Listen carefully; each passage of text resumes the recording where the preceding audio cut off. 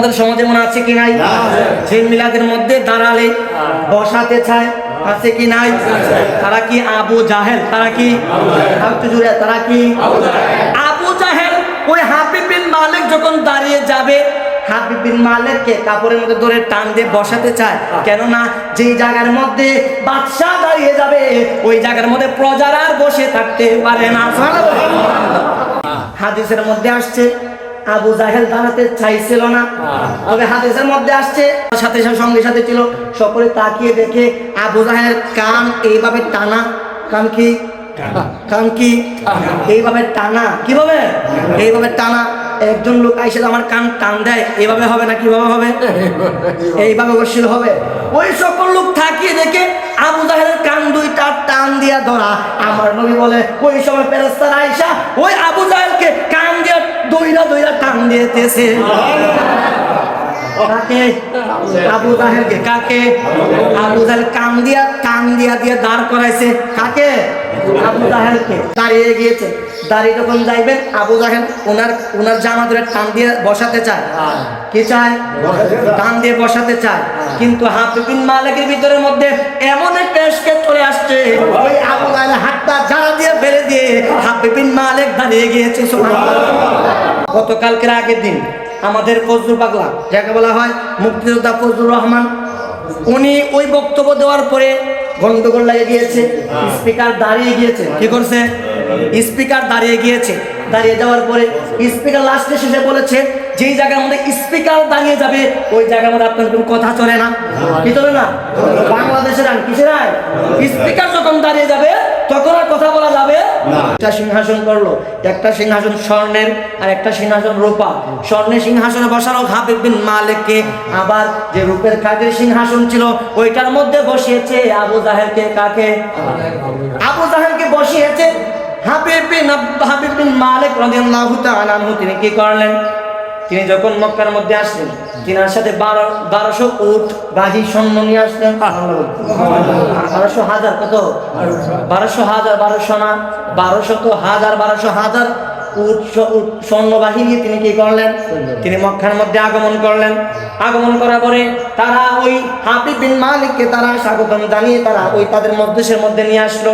বিচারের দাবি যেখানে হবে তাদের মজলিসে নিয়ে আসার পরে হাবিব বিন মালিক রাদিয়াল্লাহু তাআলা আনহুকে তিনি সিংহাসনে বসালো। বসানোর পরে পাশে দিয়া বাম পাশ দিয়া ওই আবু জাহেল বসলো। কে? যার নাম ছিল আবুল হাকাম। সে আবু জাহেল হয়েছে কেন? নবীজির শানে বেয়াদবি করার কারণে। কি করার কারণে? নবীজির শানে বেয়াদবি করার কারণে ওই আবু জাহেল সেই বাম পাশে বসে আছে, আর ওই হাবিব বিন মালিক রাদিয়াল্লাহু তাআলা তিনি সিংহাসনের মধ্যে বসে আছেন। সিংহাসনের মধ্যে বসে থাকার পরে তিনি ওই রাজ্য আলোচনা শুরু করবেন। নবীজির সামনে যে তারা বিচার দাবি করেছে, নবীজি নবুয়ত দাবি করতেছেন। নবীজি নবুয়ত দাবি করার পরে আল্লাহ পাকের শানমান, আল্লাহ পাকের দ্বীনকে প্রচার করতেছেন।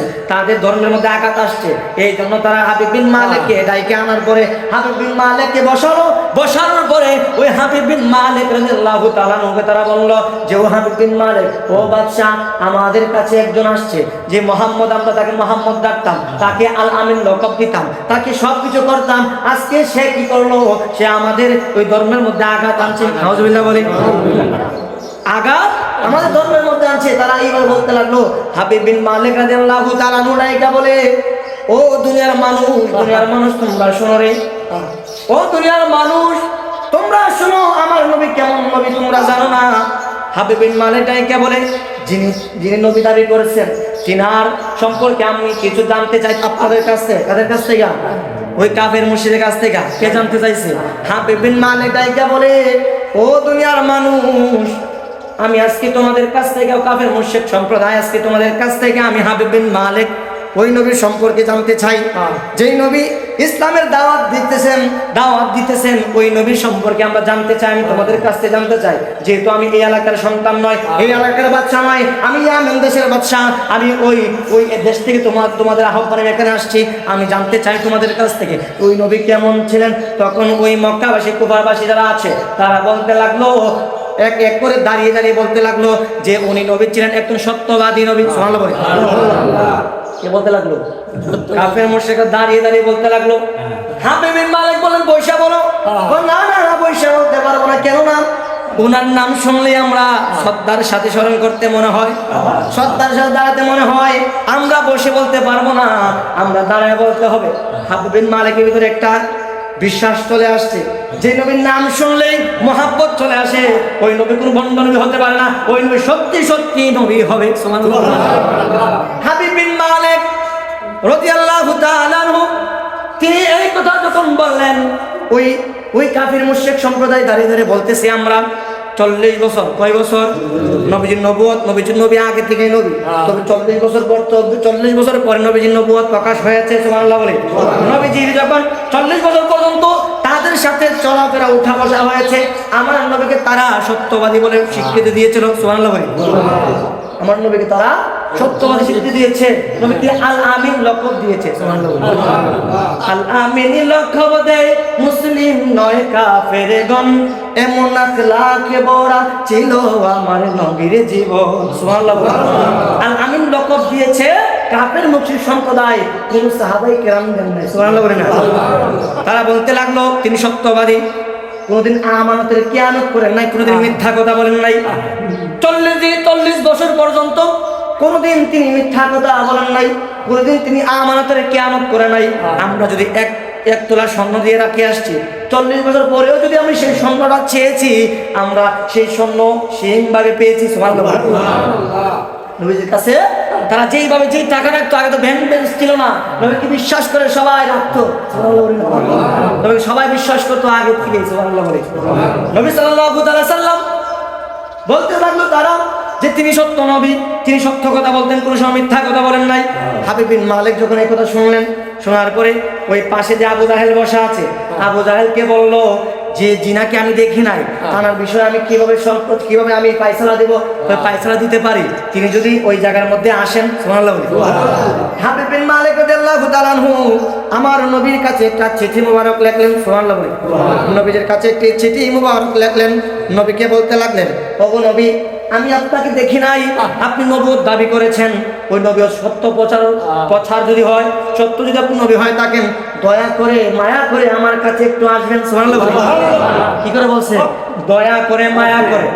উনি এখনো মুসলমান হয় নাই, তিনার ভিতরে বিশ্বাস ছিল যে সত্য নবী হয়ে থাকে, যেহেতু তারা কোন সত্য নবী মানে কি, কোনোদিন মিথ্যা কথা বলে নাই, তিনি যেহেতু মিথ্যা কথা বলে না, তিনি নিঃসন্দেহে সত্য নবী।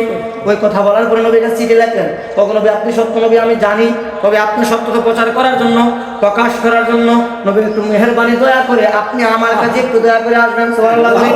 আমার নবী সাল্লাল্লাহু আলাইহি সাল্লাম ওই চিঠি মুবারক পেয়ে আবু বকর সিদ্দিক রাদিয়াল্লাহু তাআলা আনহুকে সাথে নিয়ে নবীজি রওনা হবেন। সুবহানাল্লাহ।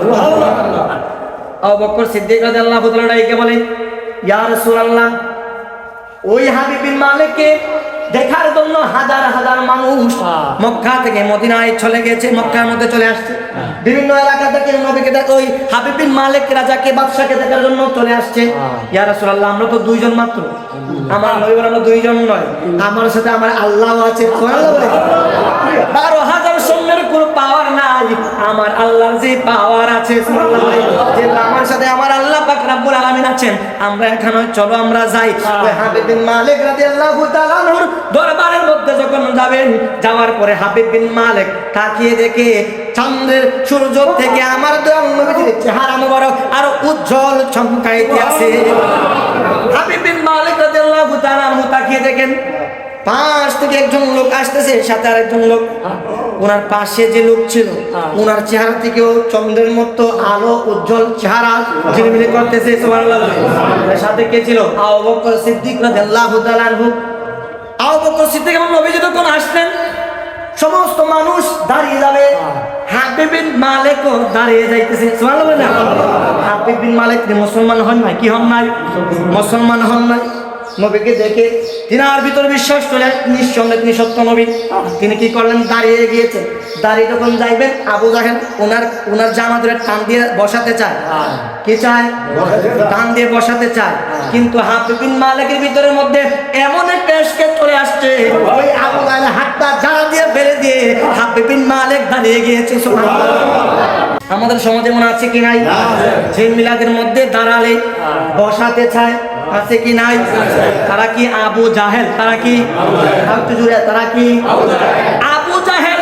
ওই হাবিব বিন মালিক যখন দাঁড়িয়ে যাবে, হাবিব বিন মালিককে কাপড়ের মধ্যে ধরে টান দিয়ে বসাতে চায়, কেননা যেই জায়গার মধ্যে বাদশাহ দাঁড়িয়ে যাবে ওই জায়গার মধ্যে প্রজারা আর বসে থাকতে পারে না।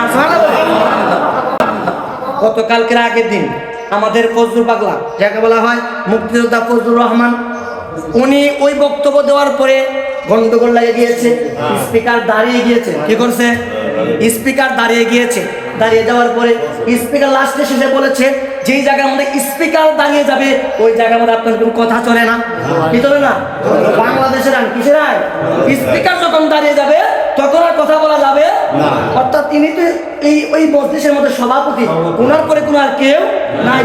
প্রধানমন্ত্রী ওই সময়ের জন্য প্রধানমন্ত্রী না, ওই সময়ের জন্য ওই স্পিকার একজন সদস্য। ঠিক না বলেন? ওই স্পিকার দাঁড়িয়ে গিয়েছে, বলতেছে আমি যখন দাঁড়িয়ে যাই, বাংলাদেশের আইন নিয়ম হচ্ছে আমি দাঁড়িয়ে গেলে আপনারা বসে থাকতে পারবেন না, আপনারা কথা বলতে পারবেন না, আপনারা কথাগুলো যতই কথা থাকুক না কেন, আমি দাঁড়িয়ে গেছি মানে আপনাদের জবান বন্ধ। ঠিক ওই হাবিব বিন মালিক রাদিয়াল্লাহু তাআলা তিনি দাঁড়িয়ে যাচ্ছেন, ওই সময় আবু জাহেল যখন কান দিতেছে, আবু জাহেল হাতটা জেনে দিয়ে আমাদের ওই হাবিব বিন মালিক রাদিয়াল্লাহু তাআলা তিনি সুন্দর করে দাঁড়িয়ে নবীকে সম্মান দিয়েছেন। সুবহানাল্লাহ। তাকে সম্মান দিয়েছেন, আমার নবীকে সম্মান দিয়েছেন। হাদিসের মধ্যে আসছে আবু জাহেল দাঁড়াতে চাইছিল না, তবে হাদিসের মধ্যে আসছে ওই লোক সকল যারা লোক ছিল তার সাথে সঙ্গে সাথে ছিল, সকলে তাকিয়ে দেখে আবু জাহেল কান এইভাবে টানা। কান কি? কান কি? এইভাবে টানা। কিভাবে? এইভাবে টানা। একজন লোক আইসে আমার কান টান দেয়, এইভাবে হবে না, কিভাবে হবে? এইভাবে অবশ্যই হবে। ওই সকল লোক থাকিয়ে দেখে আবু জাহেলের কান দুইটা টান দিয়া ধরা। আমার নবী বলে ওই সময় ফেরেশতারা আইসা ওই আবু জাহেলকে কান দিয়ে দইরা টান দিতেছে। কাকে? আবু জাহেলকে। কাকে?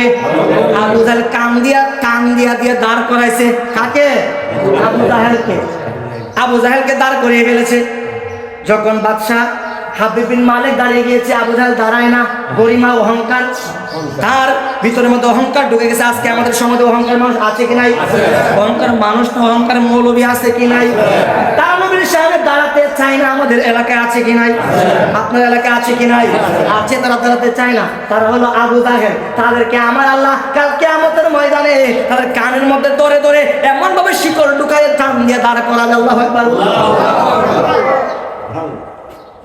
এই জন্য আশিক বলে কুরআনে তো নবীজির শান মুনাফিক দেখে না, ঈমানদার দেওয়ানা যেতে চায় মদিনা, ঈমানদার দেওয়ানা যেতে চায় মদিনা।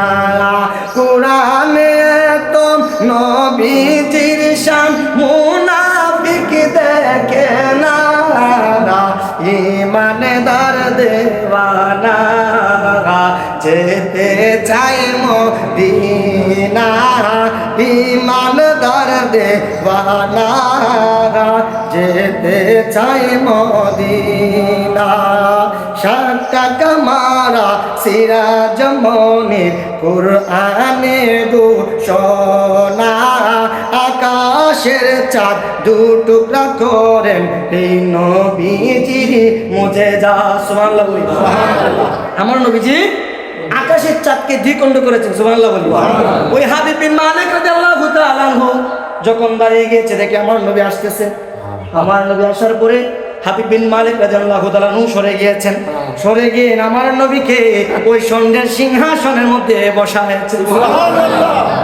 আবু জাহেল বলে, কি রে, যাকে ইয়ামান থেকে আল্লাহ বিচার করার জন্য, যাকে শক্তিশালী রাজা বাদশাকে নিয়ে আসতাম বিচার করার জন্য, ওই বাদশাহ নাকি নবীকে দেখা মুহাম্মদকে দেখে তাদের ভাষায় মুহাম্মদ সাল্লাল্লাহু আলাইহি ওয়াসাল্লাম, ওনাকে বিচার করার জন্য আমরা ওই ইয়ামান থেকে বাদশাকে আনলাম।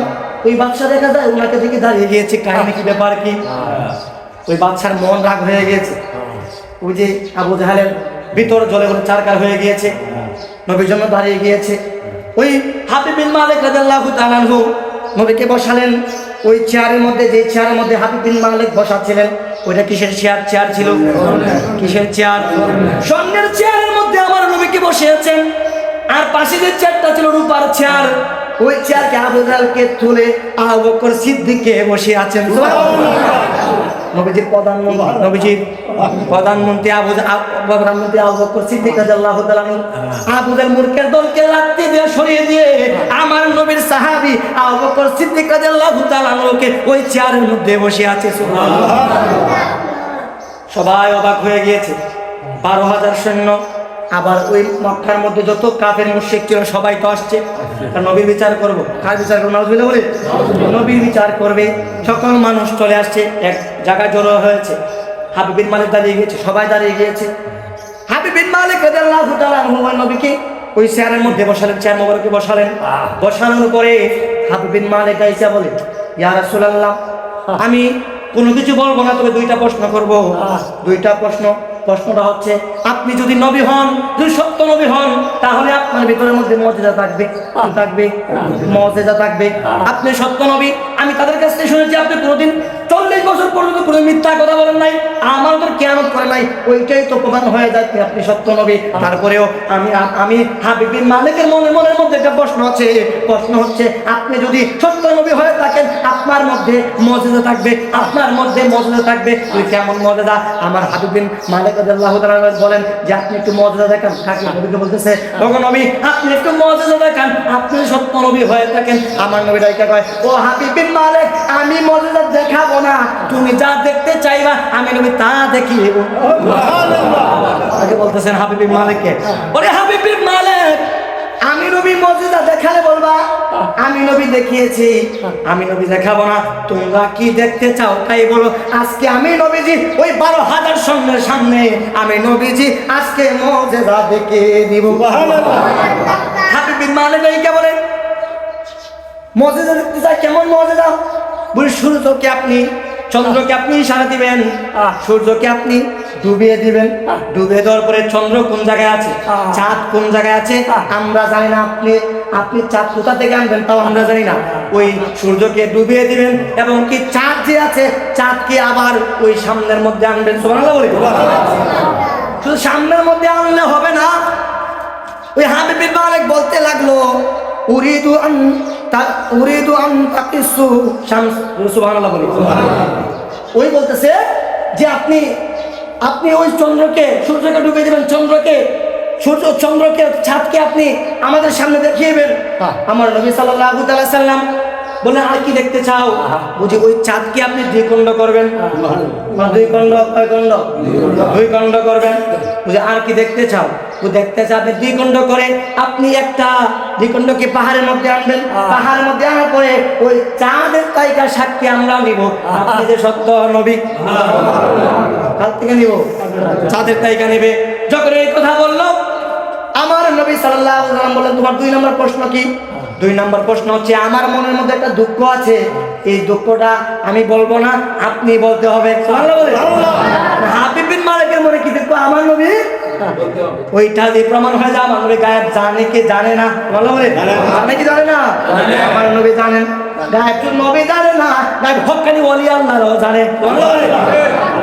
যখন হাবিব বিন মালিক এই কথা বললেন, আমার নবী ওই সূর্যকে অস্তে ডুবিয়ে ফেললেন, আবার চন্দ্র চাঁদকে আবার উদিত করে ফেললেন, চাঁদকে আবার দ্বিখণ্ড করলেন, দ্বিখণ্ড করার পরে পাহাড়ের মধ্যে আনলেন, পাহাড়ের মধ্যে আনার পরে ওই চাঁদ সাক্ষী দিচ্ছে মুহাম্মাদুর রাসূলুল্লাহ। আমার নবীকে চাঁদ পর্যন্ত সাক্ষী দিয়েছে যে ইনি সত্য নবী, উনি তোমাদের নবী নয়, উনি আমি চাঁদেরও নবী। কার নবী? চাঁদেরও নবী। আমার নবী শুধু মানুষের নবী নয়, আমার নবী আল্লাহ পাক যত সৃষ্টি আছে সমস্ত কিছুর নবী, আমার আল্লাহরও নবী। আমার আল্লাহ পাক রব্বুল আলামিন নবী কেমন শান মর্যাদা দিয়েছেন, যেই শান মর্যাদা কাফের মুশরিকরা চিনবে না, কাফের মুশরিকরা জানবে না। আমার নবী সাল্লাল্লাহু তাআলা সাল্লাম চাঁদকে দ্বিখণ্ড করলেন, দ্বিখণ্ড করার পরে কি করতে হবে বলছে, আবার চাঁদকে জায়গার মধ্যে নিবেন এবং সূর্যকে আবার উদিত করবেন। সুবহানাল্লাহ বলি। নবী সব কিছু করার পরে নবী বললেন, ও হাবিব বিন মালিক, তোমার মনের মধ্যে কি একটা প্রশ্ন আছে, আমি বলবো নি? বুঝিয়া রাসূলুল্লাহ বলেন, কিন্তু হাবিব বিন মালিক বলছেন যে আপনি যদি ওই রকম মজেদা, দুইটা মজেদা দেখাতে পারেন, তাহলে আমি সহ আমার 12,000 সৈন্য সহ আজকে এই জায়গার মধ্যে মুসলমান হয়ে যাব। আমার নবী বলেন, এই সুযোগের হাতছাড়া করা যাবে? আমার নবী কি করলেন? মজেদা কি বললেন? 2 নাম্বার মজেদা কি হলো? আমার নবী বললেন, ও হাবিব বিন মালিক, তোমার মনের মধ্যে কি কষ্ট জানো নি? ইয়া রাসূলুল্লাহ বলেন, কি কষ্ট? আমার নবী বললেন, তোমার এই মজেদা শেষ করার পরে তুই মুসলমান হবে কিনা? ও ইয়া রাসূলুল্লাহ, প্রথম যখন মজেদা বলে ফেলেছেন, করে ফেলেছেন, আমি তো করে নিয়ত করে ফেলেছি আমি আপনার কাছে মুসলমান হয়ে যাব। ইয়া রাসূলুল্লাহ, আমার একটি প্রশ্ন, আপনি যে একটা আমার মনে দুঃখ আছে এটা প্রকাশ করতে পারলে আর 12,000 সৈন্য সহ আমি ওই জায়গার মধ্যে মুসলমান হয়ে যাব। সুবহানাল্লাহ। 12,000 সৈন্য একটা ছিলেন না, আরো মানুষ ছিলেন, কিন্তু 12 সৈন্য মুসলমান আছে কেন? হাবিব বিন মালিকের সঙ্গে সাথে তারা ছিল, এই জন্য 12,000 সৈন্যের কথা উল্লেখ আসছে। তখন হাবিব বিন মালিক বললেন, নবী গো, আমার মনে কি কষ্ট? আমার নবী বললেন, ও হাবিব বিন মালিক, তোমার মনের মধ্যে কষ্ট হচ্ছে, তোমার একটা মেয়ে সন্তান হয়েছে। কি সন্তান? মেয়ের সন্তান হয়েছে। সে অনেক কালো, কুৎসিত, তার চোখ অন্ধ। তোমার রাজা যে তোমার যে পাওয়ার আছে, ওইটা মানুষ জানলে দেখবে যে তোমার ঘরের মধ্যে একটা খালো সন্তান এবং তার চোখও নাই, তোমার অপমান হবে, অপদস্থ হবে। তুমি আল্লাহর কাছে দোয়া করেছিলা যে আল্লাহ হয়তো আমার মেয়েকে নিয়ে যান, না হলে চোখ ফিরিয়ে যান। সুবহানাল্লাহ। হাবিব বিন মালিক বলেন, এখন ওইটার উপায় কি করবেন? আমার নবী বললেন, ও হাবিব বিন মালিক, তুমি যদি তোমার ওয়াদা পালন করো, তুমি বাড়িতে যাইতে দেরি হবে, তোমার সন্তান, তোমার মেয়ে সুস্থ হইতে দেরি হবে না। হাবিব বিন মালিক সহ 12,000 সৈন্য আমার নবীজির হাত মোবারকে হাত দিয়ে মুসলমান হয়ে কলেমা পড়েছে, লা ইলাহা ইল্লাল্লাহু মুহাম্মাদুর রাসূলুল্লাহ সাল্লাল্লাহু আলাইহি ওয়াসাল্লাম। হাবিব বিন মালিক বাড়িতে চলে গিয়েছে, বাড়িতে যাইয়া বলে, ইফতাহাল বাব, ও বাড়িওয়ালা তোমরা দরজা খুলো, আমি হাবিব বিন মালিক চলে আসছি। ভিতর থেকে কে যেন বলতেছে, লা ইলাহা ইল্লাল্লাহ, জোরে লা ইলাহা ইল্লাল্লাহ, জোরে লা ইলাহা ইল্লাল্লাহ। ভিতর থেকে যখন শব্দ চলে আসছে, হাবিব বিন মালিক অবাক হয়ে গেলেন। এই কালেমা, এই সুর, এই জিকির তো এই জায়গার না, এই জিকিরটা তো মক্কার মধ্যে নবীজির জিকির, নবীজির কালেমা।